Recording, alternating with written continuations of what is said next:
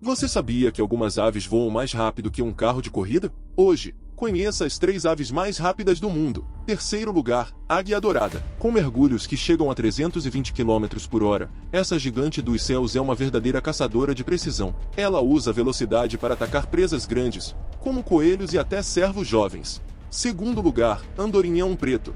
Pode alcançar 110 km por hora em voo reto. E o mais impressionante, ele quase nunca pousa. Dorme, come e até acasala, voando. Primeiro lugar, falcão peregrino. O campeão absoluto. Em mergulho, ele chega a incríveis 390 km por hora, sendo o animal mais rápido do planeta.